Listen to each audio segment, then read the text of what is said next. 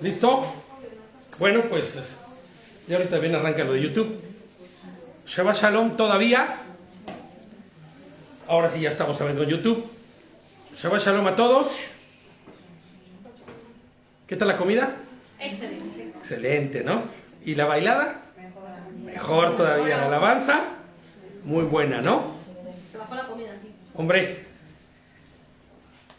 vamos a continuar con nuestro estudio, que lo único que hicimos fue cambiar con David el horario, porque, pues ya saben, tiene que ir a asistir a la esposita, con hijo recién nacido, ¿no? Y toda la cosa. Entonces, pues vamos a continuar con el estudio que normalmente damos en la mañana, pero ahora por la tarde. ¿Alguien se acuerda en qué nos quedamos? Muchas gracias, Moni. Bereshit, no hombre, el 4 nos lo terminamos la semana pasada, 5, porque terminamos el 4 la semana pasada. ¿Y se acuerdan cómo termina? A partir del hijo de quién? Del hijo de Set. Gracias, ¿no? Es que se empezó a... El hijo de los hijos de Adán, pero sí, de la segunda generación, ¿no? De Sem, exactamente. que fue ya temeroso del Señor, no fue como Caín, ¿no? Exactamente. Y que no solamente fue temeroso, sino que a partir de ese momento se empezó ya a pronunciar el nombre de Hashem, de Adonai. Que no sería el nombre de Adonai, les voy a decir por qué. Y es importante aclararlo eso, y mira qué bueno que sale el tema. Porque no es el nombre de Adonai el que se pronuncia en ese momento, sino el nombre de las 4 letras que nosotros hoy no conocemos. Bueno, que se le ha intentado transliterar como Yahvé, como Yahweh, como inclusive Jehová, pero que sabemos que son transliteraciones, pero que la pronunciación exacta del Yod Hei Bab Hei no la conocemos, no la tenemos. De hecho, hay quien se ha atrevido a decir que se pronuncia Jehová y no sé qué tantas cosas, ¿no?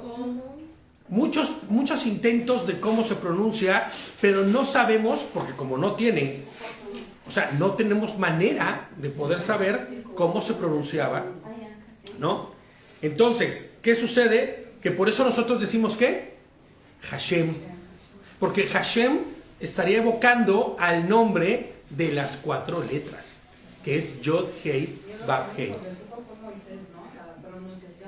Muy seguramente, claro, pues Moshe es cara a cara con el Señor, bueno, panim, que tampoco era algo así, porque tampoco era que estuviera viendo al Señor de frente, pero sí que tenía, sí que estuvo en su presencia, y sí que es muy seguramente que él conocía el nombre de las 4 letras.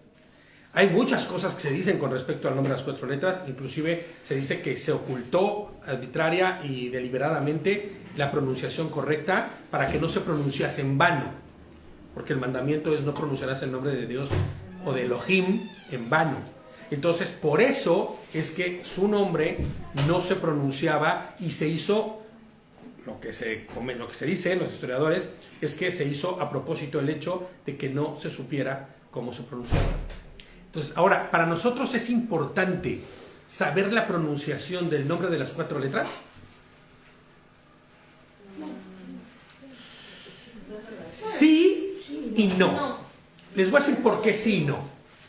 Sí, porque estaríamos nosotros invocando a Dios entonces conforme su nombre. Pero lo que no podemos olvidar nunca es que a nosotros se nos ha dado un nombre por sobre todo nombre. Eso es algo que no podemos olvidar, por sobre todo nombre. Y ese nombre es el nombre de Dios, de Elohim mismo. ¿Cuál es ese nombre? De Joshua HaMashiach. Entonces, si conocemos hoy o no la pronunciación del nombre de las 4 letras, es importante sí, porque sería bueno saber poder pronunciarlo. Pero con que si nosotros decimos Yehoshua, me gusta mucho mi mamá, por ejemplo, cuando lee y encuentra, está leyendo en la Biblia mi mamá, ¿no? Y encuentra el Yod Hei Bab Hei, ella ya no se anda con cosas y dice Yehoshua. Bien, es Yehoshua, es el mismo. Entonces, bueno, pues a partir, ellos no tenían ese nombre. Ellos no tenían el nombre de Yehoshua. Yehoshua todavía no estaba ni siquiera en la mente o en el pensamiento de ellos. No así en el del Señor, porque acuérdense bien que desde antes, inclusive estando en el huerto del Edén, ¿se acuerdan? Cuando dicen que fue sacado de la costilla del varón, del Ish, que fue sacado de la costilla la mujer. Pero ojo, acuérdense que ya enseñamos, y si no, lo voy a poner aquí, lo voy a colgar ese video abajo de para que lo veamos, que no hablaba en ese momento de la creación del hombre y la mujer, porque el hombre y la mujer ya había sido creado un capítulo antes, en el 1:26, ¿se acuerdan? Y entonces decía ahí que hombre y mujer los creó. De hecho, ahorita vamos a tener la confirmación de esto mismo en esto que vamos a leer ahorita. Entonces, ¿se acuerdan que decíamos, a modo de resumen rápido, por aquello de que exista la duda, que esa mujer que se había sacado del costado no era otra cosa más que una representación, ¿no? O una tipificación de la mujer, que no es otra cosa más que la iglesia, el pueblo de Dios, que salió y que fue posible que existiese a través de que fuese abierto el costado del Ish, de ese Ish Kadosh, ¿no? De ese postrer Adán que habíamos hablado, ¿se acuerdan? Y que ese postrer Adán en realidad es Yehoshua, y que se les había presentado a ellos la figura de Yehoshua por la esperanza de lo que está por venir. No era que estuviera hablando, porque si nosotros pensáramos que en el capítulo 2 volvía a narrar nuevamente no es ni siquiera la creación, sino la formación del hombre, cómo ordenó las cosas para que el hombre existiese, ¿no? Esta creación, vamos a decirlo así, se estaría repitiendo nuevamente. Y no tendría ningún sentido que se hubiera repetido nuevamente. Lo que está diciendo ahí y lo que está haciendo es una profecía en Génesis, así, en Bereshit, en el principio de que Yehoshua HaMashiach sería esa quien traería la salvación. ¿Se acuerdan? Porque decía que ¿qué? Que en la tierra no había ¿qué? Llovido. Y que no había fruto en la tierra. ¿Se acuerdan? Porque esa lluvia representaba cuando viniese ese Ish Kadosh. Exactamente, esa lluvia que traería la restauración de todas las cosas. Porque no podemos olvidar que el plan de Hashem para la restauración de todas las cosas no se ubica ni se enfoca en la restauración del Gran Edén y la posición que tenía Adán cuando estaba todavía en el Edén, ¿no? En ese Gam, en ese huerto.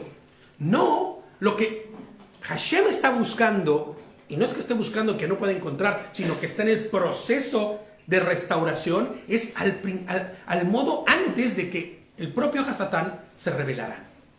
¿Se acuerdan que habíamos hablado? Y mira qué bueno que decimos esto, porque en este momento es como un pequeño resumen de lo que hemos visto, porque aquí vas a ver que las cosas van a cambiar. Ya vamos a terminar ahorita propiamente con toda la analogía, toda la genealogía, de Adán, y vas a ver que las cosas van a ser ya diferentes a partir del capítulo, que ya viene Noah, ya viene el relato del arca, ¿no?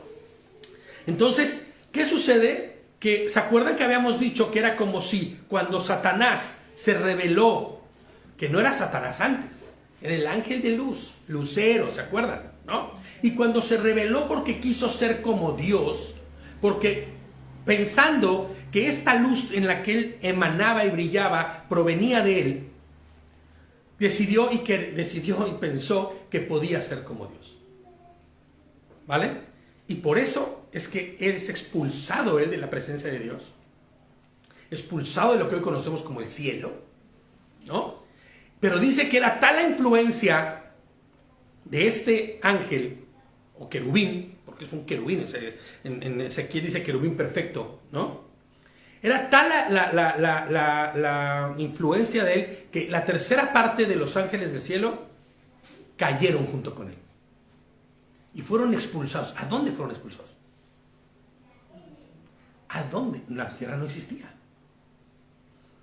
Fueron expulsados a un sitio, a un enclave, a un punto que nosotros pensábamos, ¿se acuerdan que decíamos? Que era como si viéramos la pared blanca preciosa y se hiciera un punto negro en la pared. Y ese punto negro representara el espacio donde fue arrojado Hasatán, los suyos, y como decimos en México, con todos sus chivas, con todas sus cosas, con todo lo que fuese, con todo lo que tuviese, fue arrojado a ese sitio. Y entonces ese punto en donde fue arrojado, ese punto, en ese momento ya era un punto que estaba corrupto. Era un punto que ya tenía, que estaba tamé, propiamente. En ese punto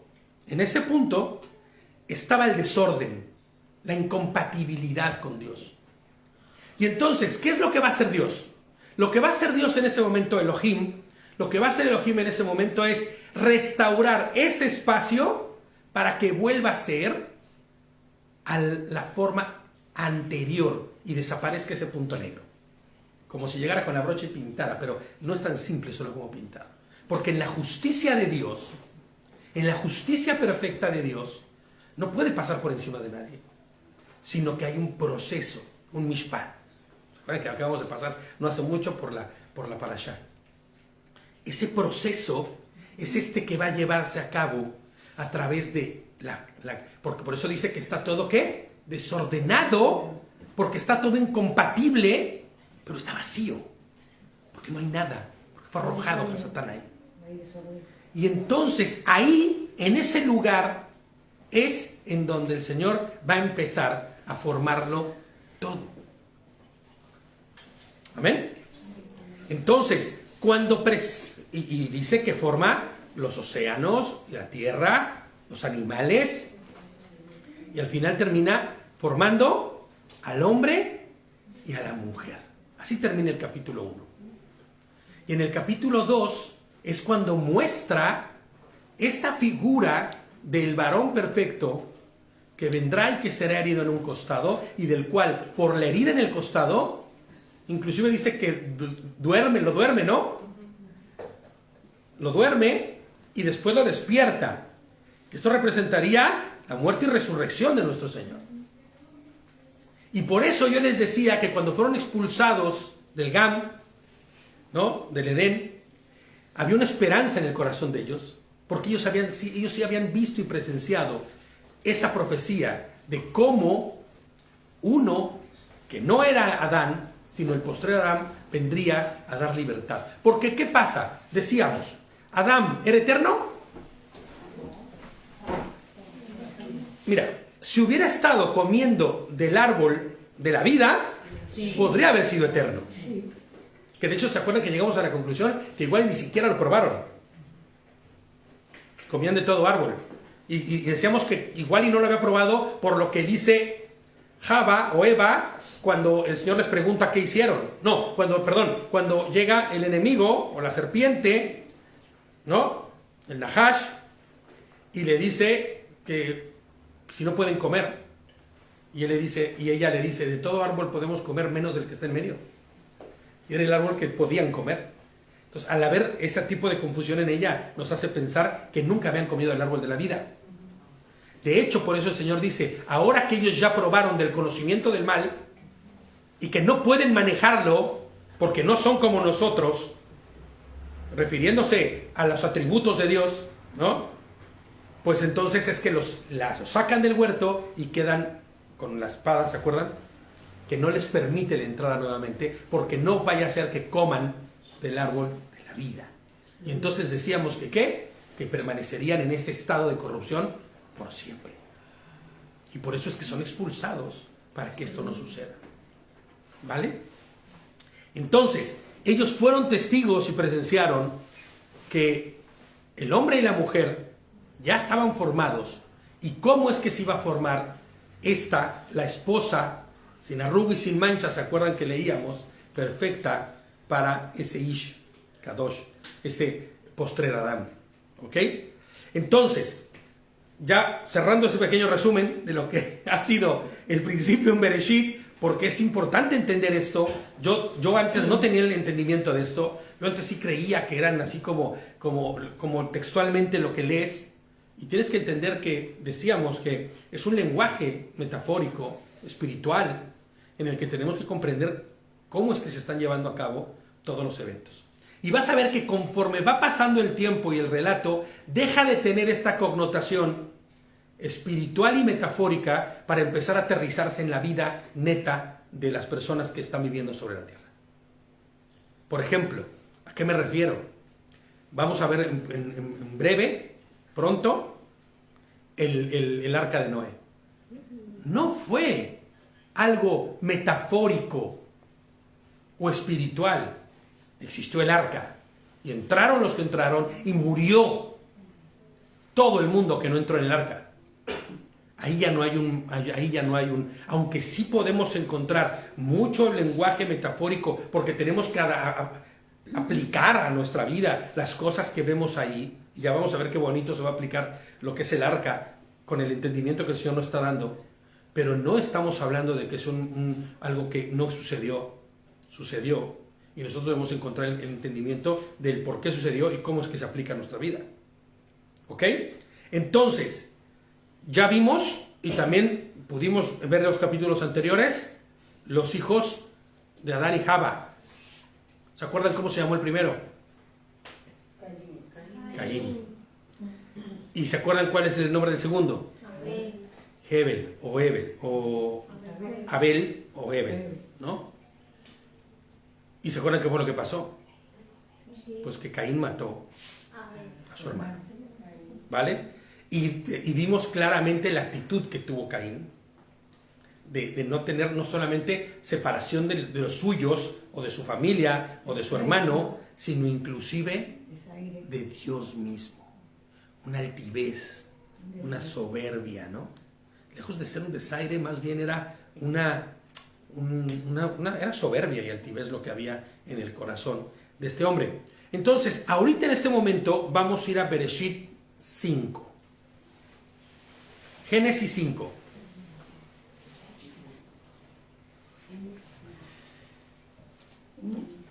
¿5.1? Sí, y lo vamos a ver completo. Vas a ver que es rápido porque trae mucha genealogía y no en todos los versículos hay como tal un desglose de lo que estamos leyendo. Dice, este es el registro de la descendencia de Adán. Cuando Elohim creó al hombre, lo hizo a la semejanza de Elohim. ¿Se acuerdan? Que lo había creado ¿con qué? Con Sele, que habíamos dicho. ¿Se acuerdan? Con el brillo y esplendor. Todo hombre, les pongo yo, no como... Ya aquí es diferente cómo se está manejando ya, porque no lo está manejando no como género, hombre y mujer, no. Él cuando dice creó al hombre, está refiriéndose al género completo, o sea, ya sin género, perdón, sino como la especie, como el ser humano. ¿Me entiendes? A la humanidad, exactamente. Como una especie que ha heredado las características de este primer hombre y de esta primera mujer creados. Fueron creados, como ya habíamos dicho antes, a la semejanza, ¿no? Como una sombra de lo que habría por venir. Nuestro verso 2 dice, los creó varón y hembra, y cuando los creó, los bendijo y los llamó. ¿Cómo dicen sus versiones ahí?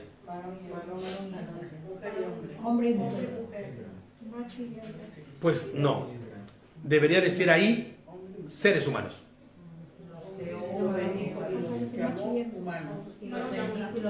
Al final del versículo, ¿cómo dice? ¿Macho y hembra? Los llamó hombre. Los llamó hombre, ¿no? Bueno. Pues los llamó humanos, dice tu versión allá, ¿no? Pues sí, así es. Porque los creó varón y hembra, y los bendijo, y los llamó humanos. Es que es un poco complejo, bueno, no complejo, sino que tú vas a encontrar que la palabra hombre, tanto en español como en hebreo, que es Adán, se refiere al nombre de Adán, pero también se refiere al hombre como hombre. Y cuando hablamos de hombre, no se refiere solamente a un hombre, sino a la especie. Todo hombre, pues no se está refiriendo solamente a los hombres, sino todo ser humano. Exactamente. Y a eso se está refiriendo, ¿no? Estos son los padres de todos y cada uno de los seres que poblaron la tierra. Son los primeros humanos como tal en la tierra. Y les pongo yo, es muy curioso el hecho de que esta primera pareja fue bendecida de primera instancia por Elohim, ¿se acuerdan? Y serán benditos y se multiplicarán, ¿no? Y prosperarán. Y les pongo yo aquí, siendo ellos mismos los que se desinjertan, porque ¿se acuerdan que la palabra bendición qué significa? Estar injertado. ¿Se acuerdan? La palabra bendición significa injertado. ¿Y injertados en quién? En el Dios. Entonces todo el que esté injertado en el Señor está bendecido. ¿Ok? Y entonces ellos mismos deciden desinjertarse cuando van en pos de la sabiduría del otro conocimiento. ¿No? De otra esencia. Por eso yo les decía en el capítulo anterior, Caín estaba ¿qué? Escuchando otra voz. Para contestarle al Creador, así como le contestó, ¿yo soy su cuidador o qué? ¿No? ¿Quién me instituyó a mí como el cuidador de mi hermano, no? Cuando lo acababa de matar. ¿Dónde está tu hermano? ¿Qué me preguntas a mí? ¿Yo qué? O sea, para contestar a Dios de esa manera, a Elohim de esa manera, es porque él estaba escuchando otra voz. Y no es que estuviera Satanás así el diablito aquí diciéndole, contestarle. No. Está escuchando su propia voz. La del orgullo, la de la soberbia. ¿Qué has hecho, Caín? Le dice, ¿qué has hecho, Caín? Exactamente. Y ¿sabes? Ya no puede escuchar nada porque tiene sus oídos llenos de esa cera que hace el orgullo en las personas y cega a las personas. Y él ya está cegado, él ya está sordo y no hace más que despotricar lo que hay en su corazón. ¿No? Entonces, el resultado de esa desinjerción es, por ejemplo, lo que ya se ve aplicado en una persona, lo que ellos comieron de ese conocimiento en Caín. En Caín ya está clarito lo que es ese resultado de haber comido del conocimiento, del otro conocimiento, que es el del mal, que se vende como del bien y mal, pero que en realidad es puro mal, porque sabemos que de una misma fuente no puede haber agua dulce y agua salada fluyendo. El resultado de eso es ya la aplicación en toda la exponenciación, o ya exponenciado en Caín. Pero también podemos ver que no en todos los humanos sucede eso, porque no así en Hebel. Y vamos a ver ahora en Set también. Entonces, les pongo yo aquí. Ya hemos dicho que el antónimo de la palabra Baruch o bendición es Tlalal, ¿se acuerdan? Que significaba literalmente no desinjertado, sino deshonra. Porque todo aquel que no tiene a Dios en su vida ha perdido su identidad, su honra y su ¿qué? ¿Qué decíamos? Que el ser humano cuando llega el Señor y lo restaura, ¿le da qué? Dignidad. Entonces, lo contrario al estar injertado en Dios, que te da identidad, que te regresa todas estas atributos, ¿no? Te restaura. Bueno, pues lo contrario a eso es el estar en deshonra. Deshonra. Porque cuando estás deshonrado, no tienes nada. Estás desinjertado, ¿no? Pérdida del valor que Adonai ha dado, pérdida de dignidad. Que yo, como he insistido en el hecho de que cuando nosotros somos restaurados, lo primero que el Señor restaura es nuestra dignidad. ¿No? Y eso es lo que primero nosotros tenemos que notar, que el Señor está transformando en nuestra vida. Ya no necesitamos de ser dependientes del pecado para ser quien era antes. Porque ahora mi dignidad ha sido restaurada, mi Creador me ha dado el valor que debía tener yo y que perdí antes, y por esa dignidad hoy estoy más que injertado en Él. Pero ellos decidieron desinjertarse y ellos perdieron esa dignidad. Entonces ellos han heredado a toda la humanidad toda la bendición ¿Se acuerdan la primera bendición que el Señor les da? Fructificaos y multiplicaos y poblar toda la tierra y señoreen sobre ella. Esa bendición no se les ha quitado, vaya. Esos son dones, por decirlo de alguna forma, que se les ha dado, atributos que les ha dado a ellos y que no se les han quitado, porque ellos seguirán señoreando por la tierra, y sobre la tierra seguirán multiplicándose y fructificando, pero también han heredado ¿qué? Toda la bendición, pero también toda la maldición. Y en eso estábamos, y digo estábamos, y me atrevo a decir estábamos, incluidos tú y yo. ¿Por qué estábamos incluidos tú y yo? ¿Pero por qué hablo en pasado? Porque el Señor nos ha restaurado, nos ha devuelto la dignidad. Y falta el último paso. ¿Cuál es el último paso? La segunda venida del Señor, donde se nos será dado una nueva naturaleza y entonces será integralmente completa la restauración. Hoy nuestro espíritu ha sido restaurado. Hoy no somos seres caídos. Hoy hay eternidad en nosotros. Porque inclusive aunque muramos en este cuerpo físico, solo dormiremos. Y el Señor nos despertará y cuando nos despierte en el último día, será como un abrir y cerrar de ojos. Como que te echaste una siestita de esas en las sillas y de esas ricas. Ay, despiertas y dices, ¿qué pasó? Pues ¿qué pasó? Que el Señor te está llamando. Porque ha vuelto. Porque te está restaurando. Porque ya te restauró. Y porque lo único que está dando es una nueva naturaleza. Pero ¿qué pasa con toda la humanidad que no le conoce? Y que decide ir en pos del enemigo. Y fíjate, ir en pos del enemigo, yo se los había dicho la vez pasada, no es que el enemigo esté chambeando ahí, esté picando piedra para convencernos de maldad. Él ya hizo lo que tenía que hacer. Injertó el orgullo, la soberbia, la altivez, la autosuficiencia en la vida del ser humano, y eso es suficiente. El humano se encarga solito de destruirse. Y fíjate, vamos a ver la genealogía. Cuando Adán había vivido 130 años, procreó a un hijo que era su imagen y semejanza, y lo llamó Set. ¿Te das cuenta en qué hijo está empezando la genealogía? Fíjate, cuando se hace un recuento y se cita el linaje de Adán, no se está considerando ni a Caín, ni a Abel, ni a Hebel, sino que solo se menciona a partir de Set. Qué curioso, ¿no? Obviamente Hebel pues no tendría ningún sentido porque no tuvo descendencia. Nació y con la misma murió. Pero la descendencia de Caín no es considerada. No es considerada aquí. Por lo mismo, porque aquí está la descendencia de los que honran, de los que dan gloria y de los que están en el Señor. Y es que será a partir de Set que se empezará a dar gloria al Creador. Inclusive, así terminaba el capítulo 4, ¿se acuerdan? Fue entonces que se empezó a invocar a Hashem por su nombre. Se le empezó a dar gloria a Dios a través de ¿quién? Del nacimiento de Set. Ahora, fíjate, pon atención, no se me duerman.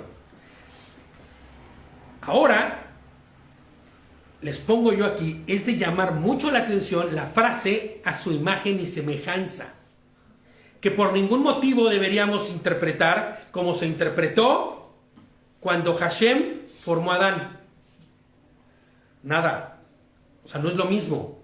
¿Por qué? Porque Adán no está formando a Set, procreó a Set, ya que Set es un ser procreado que nació del vientre de su madre.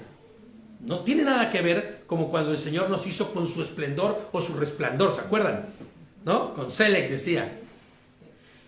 Bueno, pero les pongo yo aquí que sí tiene imagen y semejanza de su padre. Esto significa que no solo es muy parecido a Adán físicamente. No es que estemos hablando de que, ay, mire, es igualito. Salió clavadito, decimos, ¿no? Salió clavadito Adán. No. Les pongo yo, o será, como decíamos en el estudio pasado, que Adán ahora sí vuelca todo el conocimiento todo lo que le había dado, todo este valor que recibió de Elohim, ya con un entendimiento después de haber visto lo que sucedió, lo vuelca ¿sobre quién? Sobre su hijo Set. Claro, hombre. Pero lo que sí es un hecho, ¿no? Y les pongo yo aquí, y este mismo conocimiento será transmitido de generación en generación, preservando la adoración y culto al único Elohim vivo. Y por eso te das cuenta, y por eso les decía ahorita que es un hecho, que Adán sí que vuelca todo ese entendimiento, todo ese conocimiento y todo eso que fue enseñado por Dios cuando le formó sobre Set. Porque tú vas a ver que de aquí en adelante, no sé qué pasó con... Bueno, creo que se cortó en YouTube, pero vamos a continuar, porque no sé qué pasaría que se cortó. ¿Vale? Pero seguimos por el Face. ¿Alguien puede revisar si seguimos por el Face? Sigue normal, ¿no? Si es que algo pasó, no sé qué sucedió. Igual y se reconecta, tal vez no. Pero bueno, espérenme, déjenme terminar aquí la transmisión, porque si no va a seguir en cero. Espérenme. Vale, vamos a continuar por Face. Siempre es, mira cómo nos quejamos de Face, pero siempre es fiel, ¿eh?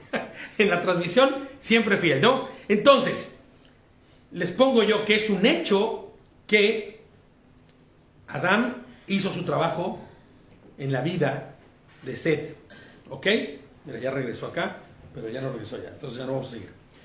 Entonces, no solo hasta Noah, sino a todos sus demás generaciones. Porque si se dan cuenta, este conocimiento del que estamos hablando, que Adán entregó a Set, llega literal, completo, hasta la generación de ¿quién? De Abraham. Porque todos forman parte del mismo linaje, ¿eh? Todos vienen por ahí. Abraham, Yitzhak y hasta Jacob. ¿Cómo era que ellos sabían que debían hacer sacrificios?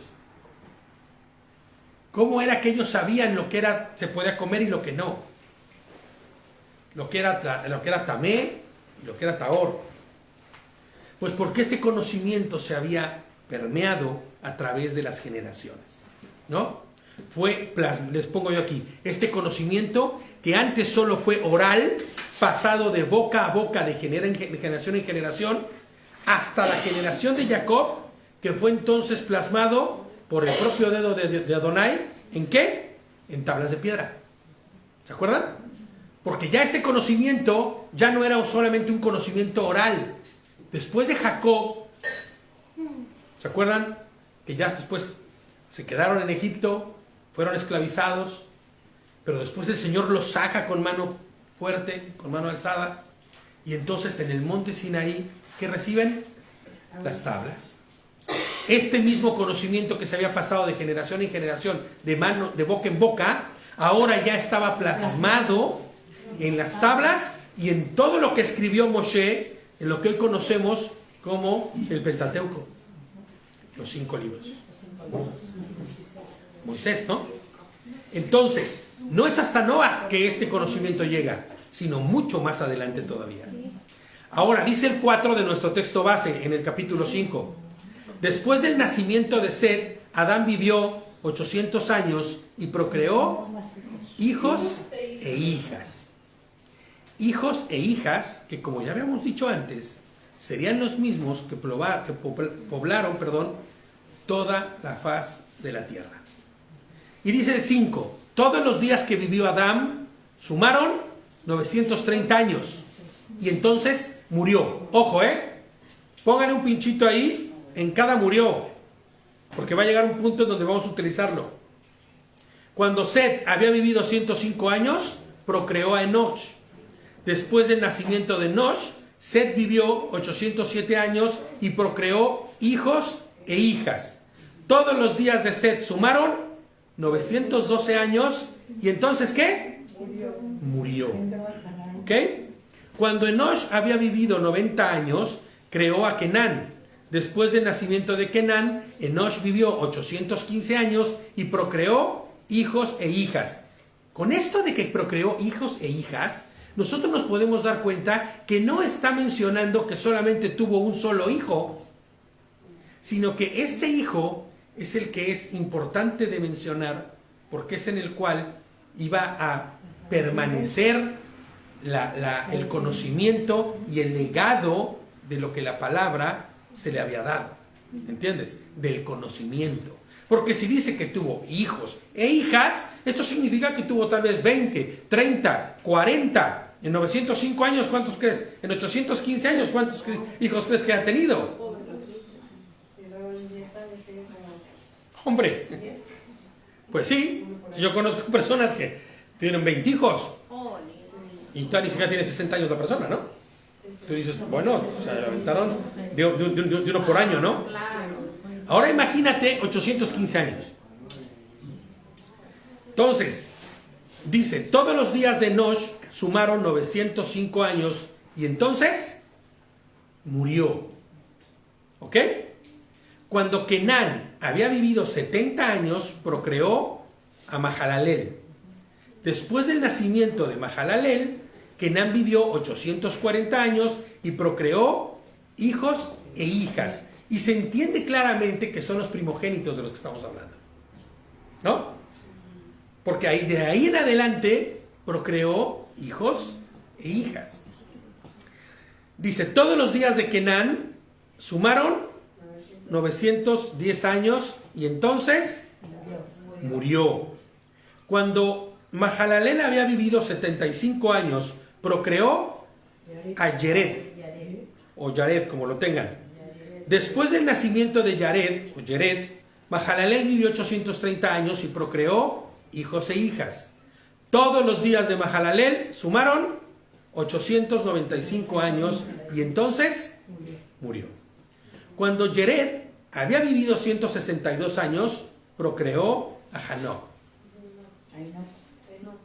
que se conoce también como Enoc. Después del nacimiento de Hanoc, Yared vivió 800 años y procreó hijos e hijas. Todos los días de Yared sumaron 962 años y entonces murió. ¿Por qué hace la aclaración que murió? Vas a ver por qué. Cuando Hanoc o Enoc había vivido 65 años, procreó a Metusalej, que es lo que se conoce también como Matusalén, ¿no? Lo tienen en sus versiones como Matusalén. Después del nacimiento de Metuselah, Hanoc caminó con Ja Elohim por 300 años y procreó hijos e hijas. Todos los días de Hanoc sumaron 365 años. Hanoc caminó con Ja Elohim, entonces dejó de ser porque Elohim se lo llevó. ¿Qué puedes ver ahí? ¿Qué podemos ver ahí? Eso es lo único que menciona, que caminó. De todos los que han venido es el único que ha caminado con Elohim. No es esa la parte que necesitamos, porque de alguna manera todos caminaron, porque todos iban dejando ese legado. Pero en este hizo énfasis. Hace énfasis en él, pero hay algo más importante todavía. ¿Qué pasó con Enoc? O con Hanoc. Porque si te das cuenta, ¿cuántos años fue los que vivió? La mitad, casi menos de la mitad de lo que vivía cualquiera de ellos. ¿Se acuerdan que les dije que pusiéramos un pinchito? ¿En dónde ponemos el pinchito? En murió, exactamente. Hay mucho que dice murió y él dice desapareció. En él está mal esa, o sea, es que no dice desapareció. Se lo llevó. Dice se lo llevó. Ahora, vamos a hacer una pausa aquí en la genealogía de que estamos viendo de Adán, en Hanoc, o mejor conocido como Enoc, que ha sido tema de controversia con respecto a cómo terminaron los días de Enoc o de Hanoc. Primero que nada, la expresión caminó con Elohim por 300 años debería darnos suficiente luz como para saber que Enoc o Hanoc fue un hombre que anduvo, primero que nada, conforme a la voluntad de Elohim. íntima comunión, ¿verdad? Claro, con un propósito, ¿ok? Pero ¿qué significa que Elohim se lo llevó? Muchas teologías, les pongo yo aquí, sobre todo la cristiana, ha enseñado que no fue transpuesto, que no murió, llevado con Elohim vivo, como si el mismo Enoch hubiera sido arrebatado. Como decimos en México, se fue con todo y chanclas, ¿no? Con todo y tenis, con todo y zapatillas se fue al cielo, ¿no? Pero, es algo que nosotros deberíamos realmente analizar, y espero que en la mente de todos ustedes ya esté el por qué es que no pudo haber sucedido esto, porque lo hemos enseñado aquí y lo hemos visto ya varias veces. La palabra que se utiliza en el original es la caja, en la parte en la que donde dice se lo llevó, ¿ok? Y entre sus muchos significados está llamar o recoger, ¿ok? Es verdad que se encuentra también la posibilidad de arrebatar, porque también se puede utilizar para eso la palabra. Pero dice la Escritura con respecto, o qué dice más bien, qué dice la Escritura con respecto al subir al cielo o habitar en la presencia de Adonai una vez muerto. ¿Qué dice la Escritura con respecto a eso? Vamos a Juan. Primero que nada, ya con esto que vamos a leer ahorita debe dejarnos muy claro lo que está sucediendo. Juan 3:13. Y cuando lo tengan, alguien que tenga voz de predicador, que lo lea. Nadie ha subido al cielo, sino que Él descendió del cielo, el Hijo del Hombre que está en el cielo. Exactamente, nadie ha subido jamás al cielo. Sí, pues, ¿quién está diciendo esto? Yehoshua HaMashiach, ¿no? No es posible. Nadie ha subido al cielo, ni descendido, perdón, nadie ha subido al cielo, sino el que descendió del cielo. El Hijo del Hombre, Yehoshua HaMashiach. Entonces, si nadie ha subido al cielo, ¿qué hacemos con las leyendas urbanas que cuentan los judíos de Elías? O esta leyenda urbana de que no fue traspuesto y fue llevado con todo y chanclas al cielo. Elías. Pues nada, esta sola expresión debería bastarnos para entender que nadie ha ido al cielo, ni Enoch, ni Elías, ni nadie. ¿Qué pasa con las personas? Mueren. Es el propio Señor Yehoshua HaMashiach quien le dice esto ¿a quién? A Nicodemo. Es una plática que tiene con Nicodemo, ¿no? En la instrucción que le está dando literal a Nicodemo. Y para afirmar esto debemos saber que la misma expresión de la K es usada entre otras porciones como un eufemismo de la muerte. Como para citar, sin citarlo, decir, sin decirlo, de la muerte. Salmo 73:24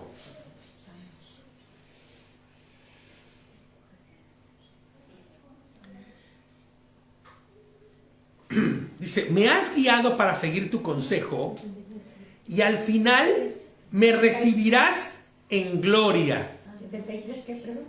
73:24. Y ese recibirás es donde aparece la misma palabra. Ahora, me recibirás en gloria, ¿qué significaría? ¿Sí lo tienen? 73:24. Sí. Me guías con tu consejo, me conduces a un destino glorioso. Fíjate, esa versión es un poco muy poética, dice, a un destino glorioso. Bueno, ¿cuál es el destino glorioso del que está hablando aquí? Su presencia, pero no está diciendo que lo va a llevar a su presencia vivo. Si algo tiene David que deja muy en claro en cada uno de los Tehilim es la posibilidad de morir y lo que sucederá después de la muerte, ¿no? Hemos enseñado aquí que los muertos nada saben, duermen, Dice la palabra, así es. ¿no? Nadie ha subido al cielo. ¿Cuántas veces no hemos escuchado la expresión, el Señor se lo llevó? Oh, es que fulanito, pues sí, es que murió, sí, el Señor se lo llevó.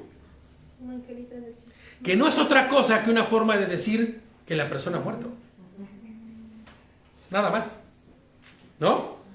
Un eufemismo. Ahora bien, la diferencia con todos los demás del linaje de Adán es que mientras todos los casos dicen que murieron, en el caso de Enoc dice que se lo llevó.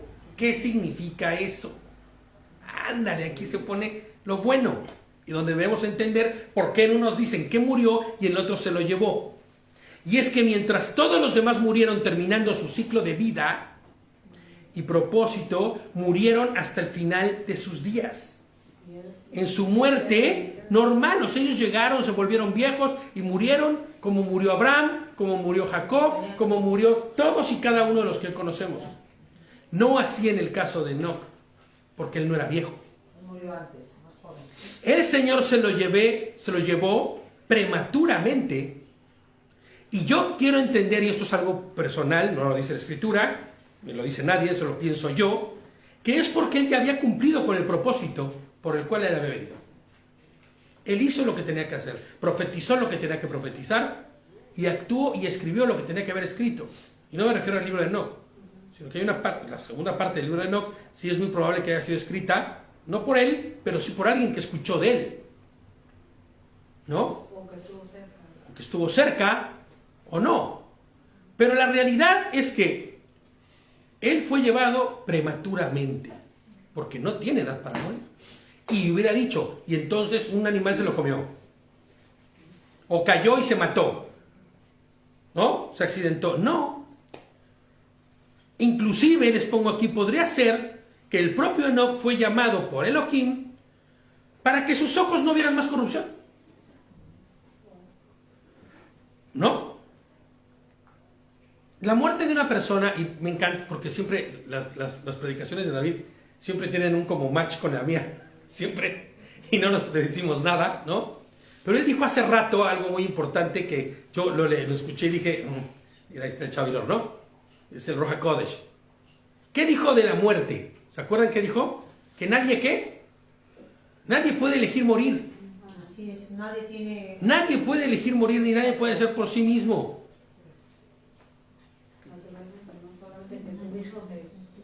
Y aún así, si el Señor lo permite, ¿me entiendes? Así es. El Señor es el único. Que eso te valga para estar en su presencia o no, es diferente. El Señor decide. Entonces, él, por eso cuando, vemos que un pequeñito muere de bebé. Ay, pero es que, mira, tal vez el único requisito era venir a este mundo y así como pequeñito estaba, que muriera, para estar ya directo en la presencia del Señor. Que no mire corrupción y que esté listo para ser despertado y restaurado y presentarse delante del Señor. ¿No?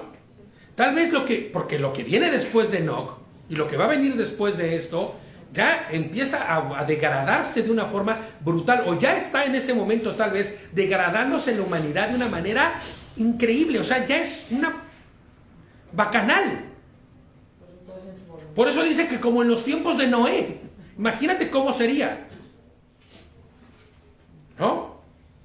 Entonces, posiblemente, y yo también, yo creo que así es, el Señor se lo lleva para que su elegido, su amado, que ha caminado con él, no vea corrupción. Y se lo lleva. Y se acabó. Tengo que decir lo que ya he dicho muchas veces, y que casi a nadie le gusta, porque es como, ay, es que me rompes el corazón, ¿no? A Dios no le importa esta vida, ni los 70, ni los 80, ni los 90 años que vas a vivir aquí.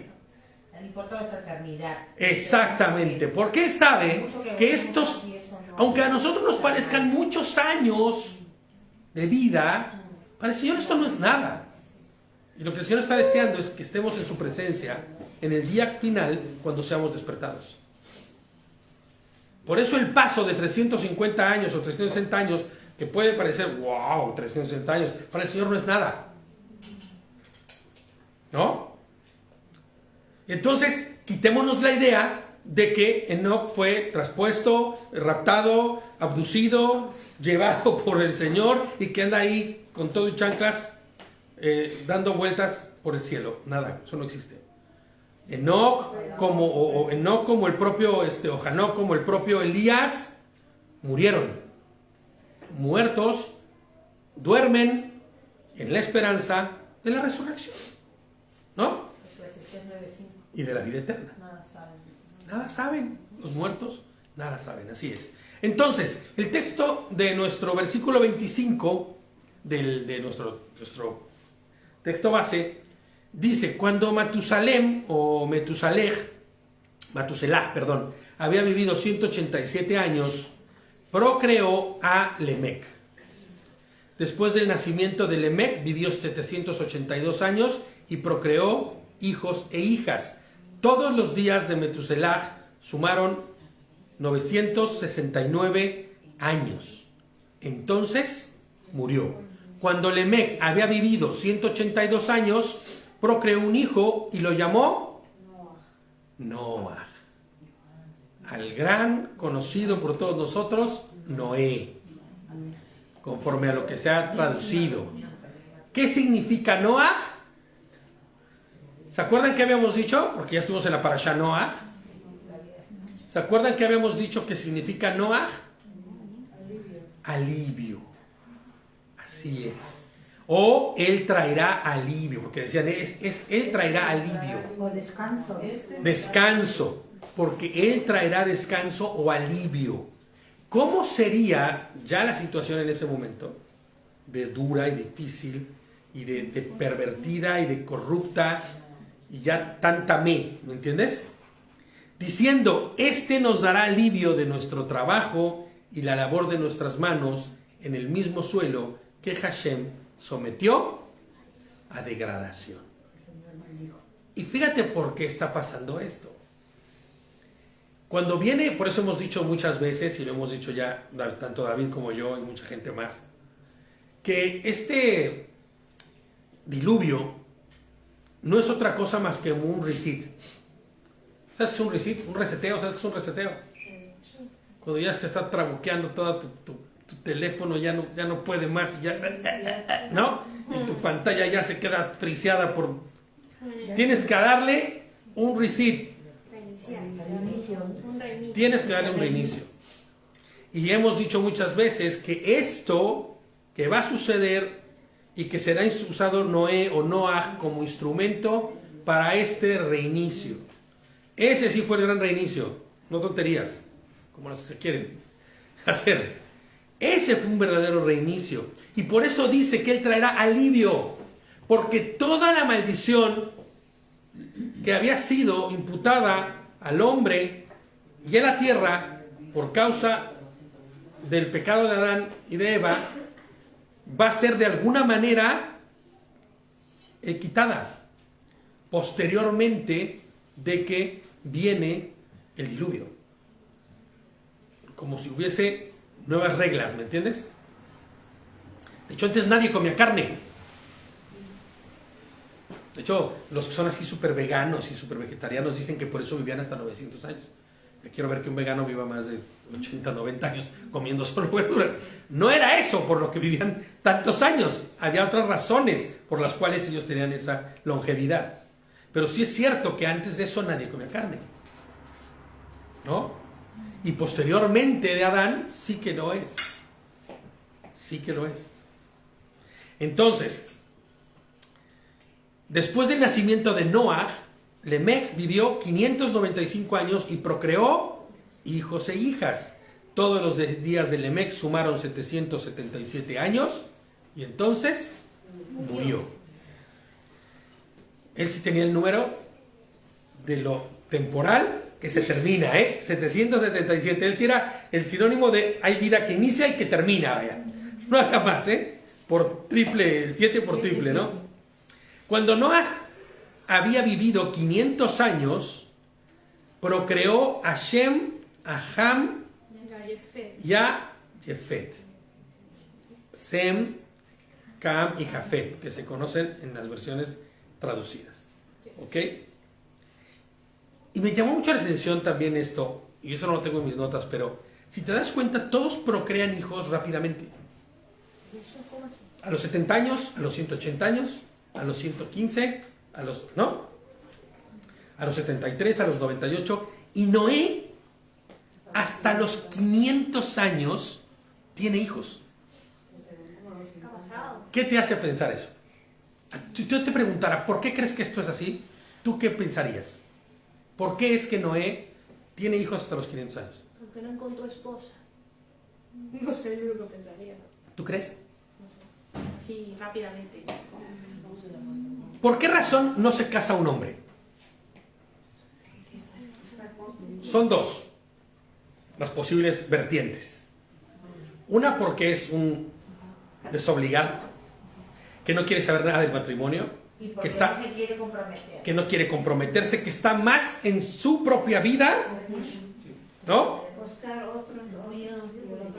En sus propios deseos, en su propio todo, que en buscar tener una esposa y cumplir con el propósito para el cual, ¿no?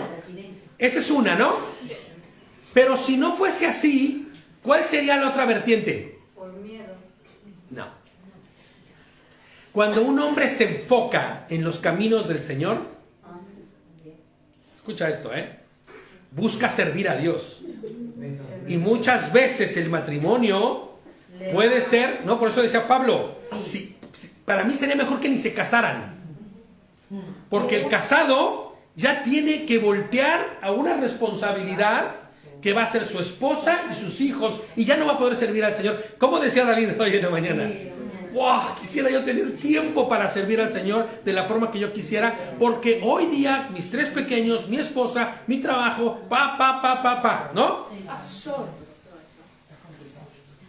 Pero fíjate, ¿qué está diciendo Noé? Me queda claro que Noé es un hombre entregado, que no andaba loqueando ni haciendo tonterías, porque es el elegido de Dios para el gran reset, para el gran reseteo, ¿me entiendes? Es el hombre que ha mirado, que tiene el corazón dispuesto para hacer lo que tiene que hacer.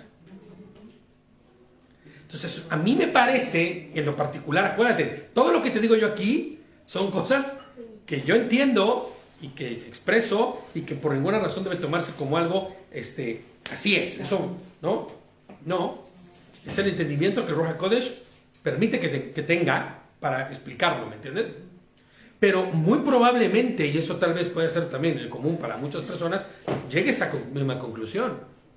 500 años y no tener hijos. Estaba en otra cosa. Estaba dedicado al Señor.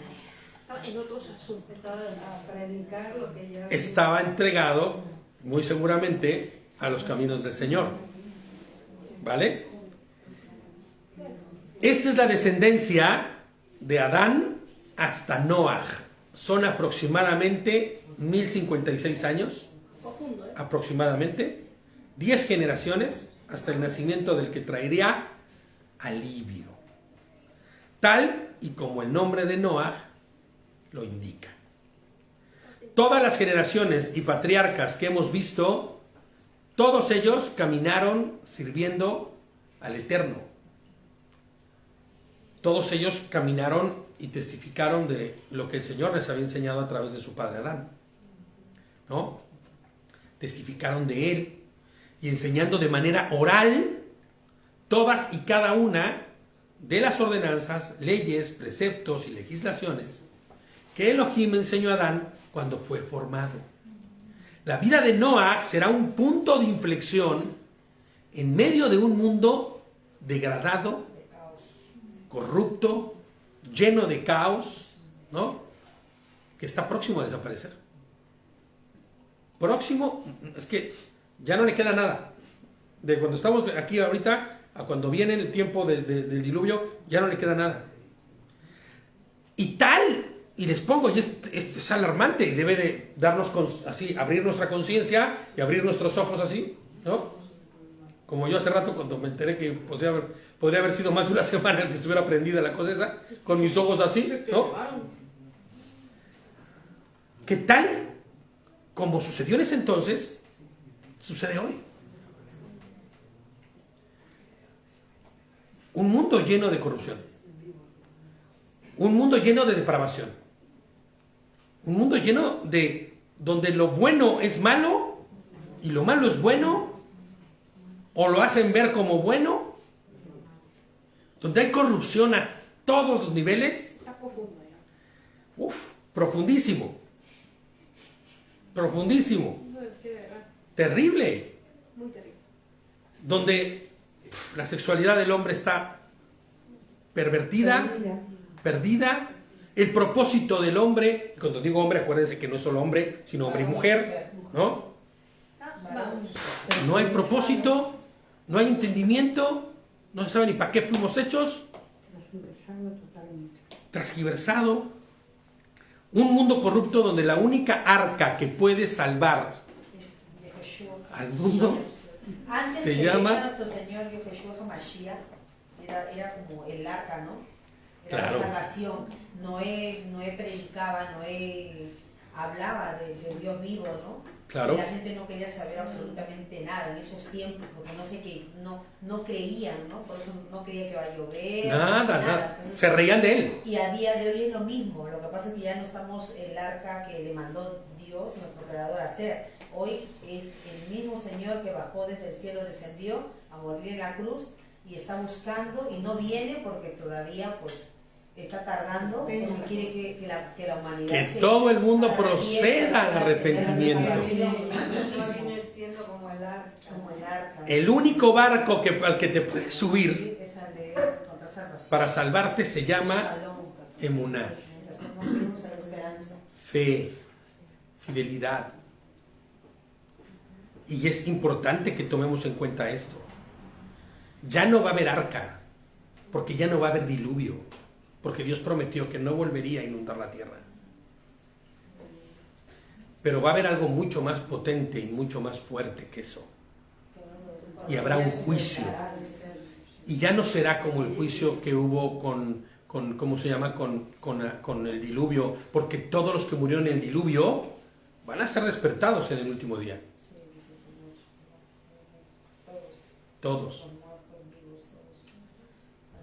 Y sabes, hoy nosotros estamos en la misma circunstancia que en los tiempos de Noé.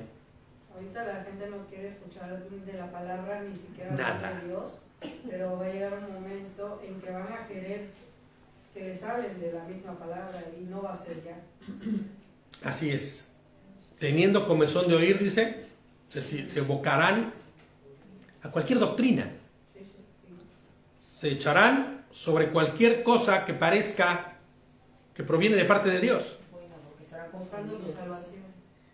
Es la muerte y resurrección de nuestro glorioso, precioso y bendito Yehoshua HaMashiach lo único que va a poder salvarte, que es lo único que nos ha salvado del destino de este mundo, del destino que Hasatán ha imprimido, ¿no?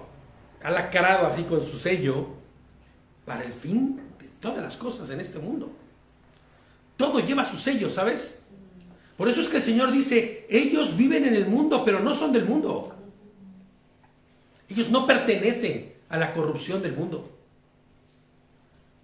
Solo la fidelidad a Dios, solo la fe correcta, que nosotros hemos entendido claramente como emuná. ¿No?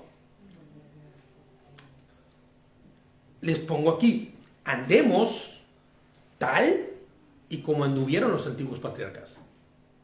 Porque a veces nosotros decimos, ay, sí, pero ellos pues anduvieron en el Señor. Sí, pero tú sabes la corrupción que había en esos días. Para que el Señor decidiera acabar con toda la tierra, la humanidad. Y sabes, los patriarcas, Matusalem, Enoch, el mismo Noah, caminaron en fidelidad. Testificaban al rey, a Hashem. Hoy lo que nos corresponde a nosotros es testificar también del rey, de Yehoshua HaMashiach, que es la única arca de salvación, el arca del nuevo pacto. El pacto de la alianza. Nueva y eterna, dice, ¿no? Entonces, acuérdense, esa alianza es la fortificación, el haberla hecho perfecta a través de su muerte y resurrección. Entonces, vamos a leer Hebreos 12 y que sea la propia palabra la que nos instruya y nos guíe para terminar el estudio, como siempre, y busquemos que el Señor nos hable a través de esto. Amén. Hebreos 12, en el verso 1 dice: por tanto, nosotros también, siendo que tenemos a nuestro alrededor una nube tan grande de testigos, despojémonos de toda carga del pecado que tan fácilmente nos enreda y corramos con perseverancia la carrera que tenemos por delante. Analiza tu vida. Echa el cassette para atrás. Yo soy de la generación de los de cinta todavía, ¿no? De cassette. Echa el cassette para atrás. Mira cómo fue tu vida en el pasado.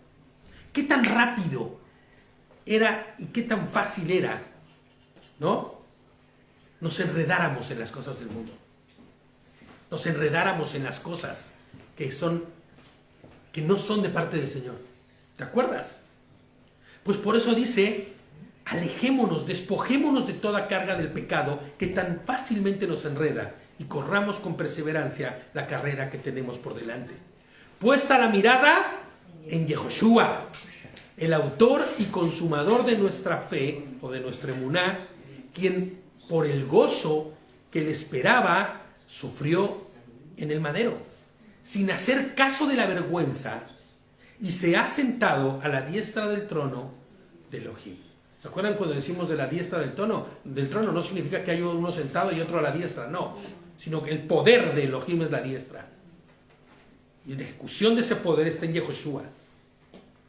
Así que mediten en el que soportó tanta hostilidad de pecadores contra sí mismo, para que no decaiga su ánimo ni desmayen.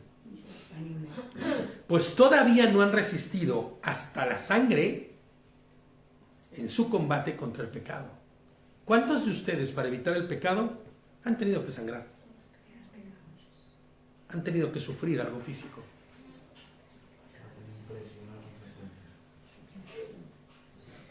Y han olvidado ya la exhortación que se les dirige como hijos. Hijo mío, no tengas en poco la disciplina de Hashem, ni desmayes cuando Él te reprenda, porque Hashem disciplina al que ama y castiga a todo el que recibe como hijo. Permanezcan bajo la disciplina. Elohim los está tratando como hijos. Mira, yo siempre he dicho, cuando tú veas que el Señor nada hace en tu vida, estás haciendo las peores barbaries y el Señor no presenta disciplina alguna, cuidado, preocúpate. Preocúpate, porque si hay disciplina, sea de la forma que sea, el Señor está tratando contigo y hay esperanza. Pero si el Señor de plano no trata contigo ni nada, tal vez ha entregado a tu duro corazón. Te ha entregado a tu propio duro corazón. Y tendrás el resultado que tuvo el faraón y que tuvieron el propio Saúl, como veíamos en la tarde del mediodía, ¿no? Entregados a su duro corazón y los resultados de eso. Igual como le pasó a Saúl, venga algún espíritu y te perturbe, ¿no? Pero la realidad es que nosotros hoy tenemos la oportunidad de encontrar la corrección, encontrar la disciplina y decir: el Señor me está disciplinando, el Señor me está corrigiendo, me está tratando como hijo, ¿no? Y dice: porque ¿qué hijo hay a quien su padre no disciplina?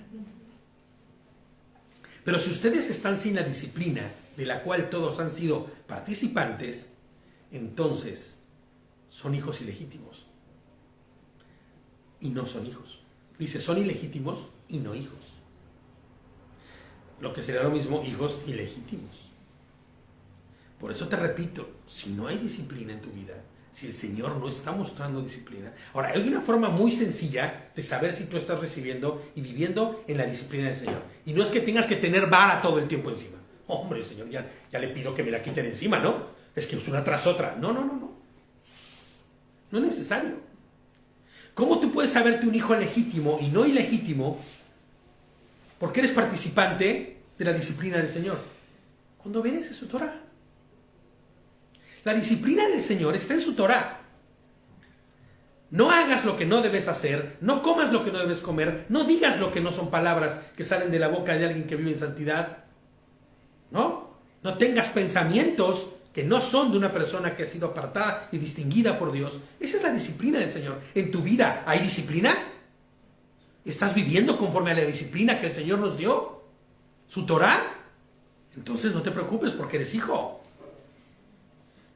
Porque acuérdate que nadie puede guardar la Torah del Señor si no es a través del Ruach HaKodesh. No hay entendimiento por qué debe hacerlo. ¿Por qué voy a tener yo que dejar de comer eso? A mí no me importa.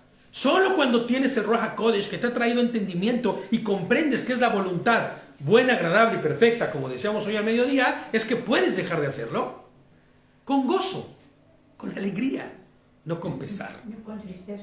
No con tristeza, ni pesar. Entonces, ¿eres hijo legítimo? Porque a veces creemos que solamente la disciplina del Señor llega cuando llegue el embarazo. Eso, el embarazo es el embarazo, ¿eh? Y debemos entonces tener cuidado de que no llegue eso, porque el que vive en disciplina no llega a la vara. ¿Estás de acuerdo? El que vive en disciplina no tiene embarazo. El que vive sin la disciplina del Señor muy seguramente recibirá corrección. ¿Que recibiste corrección? Baruch Hashem, porque el Señor no se olvidó de ti y te tiene por hijo.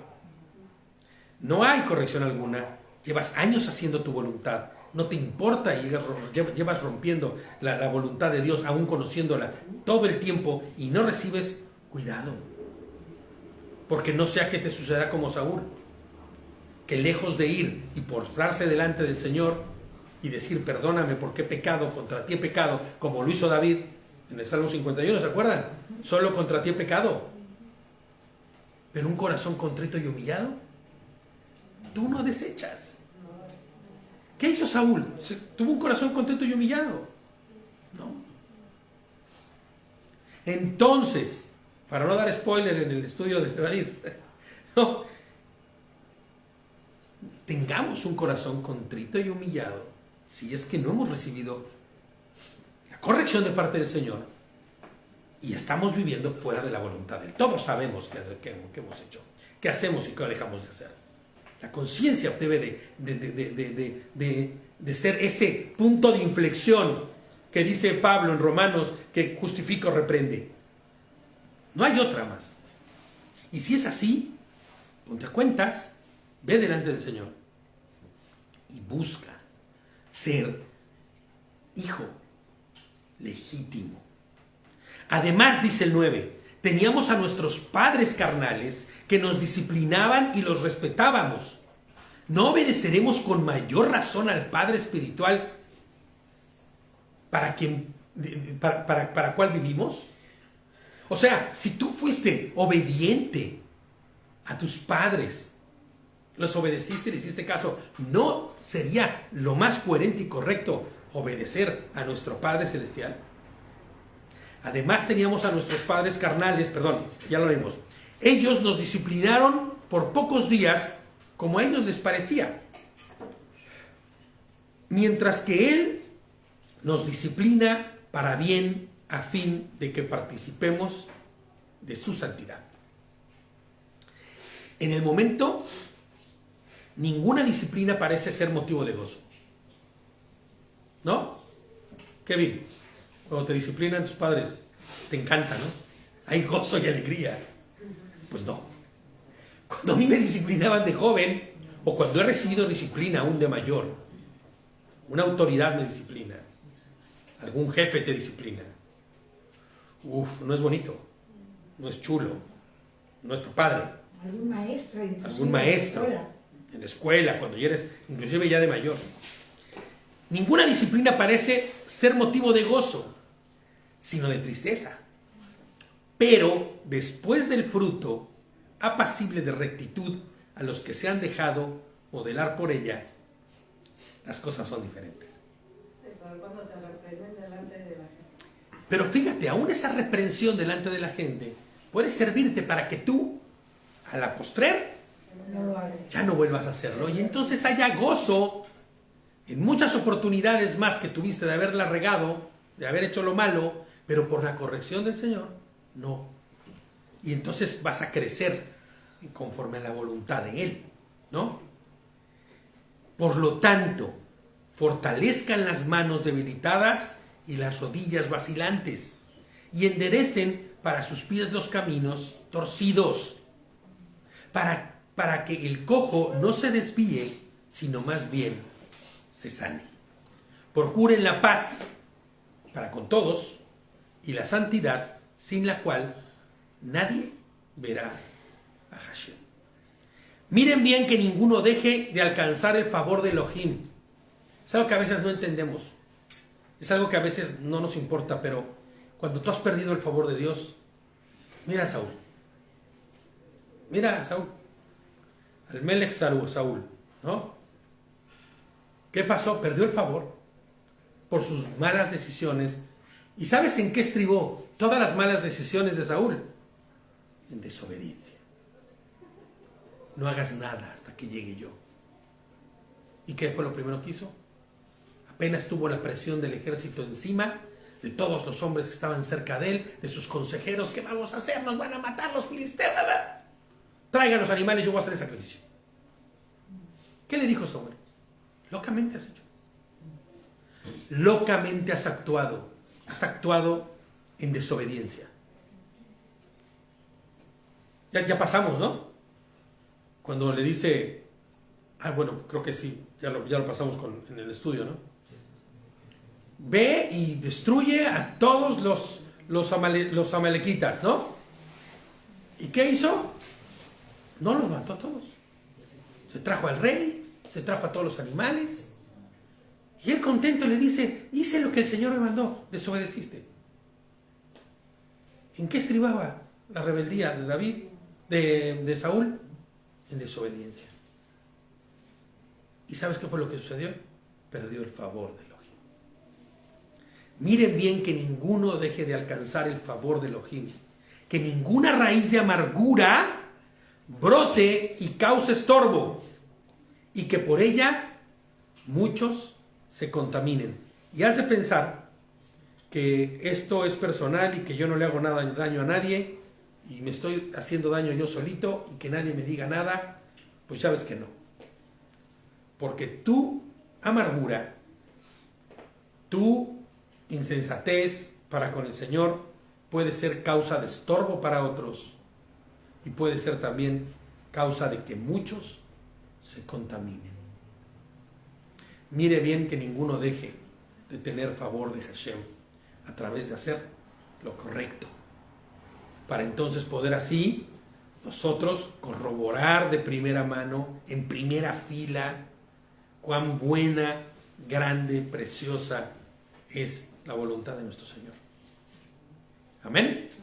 Pues ya terminamos el estudio del capítulo 5, ya empezaremos con el 6 la próxima semana, pero no dejemos de meditar lo que nos dice este capítulo de Hebreos 12. No dejemos de meditar las cosas que hemos visto, porque son necesarias para esta vida, como fueron necesarias en el pasado para los que vivieron en aquellos días. Amén. Kevin, ayúdame con terminar la transmisión. Les mandamos un abrazo fuerte a todos. Shabbat Shalom.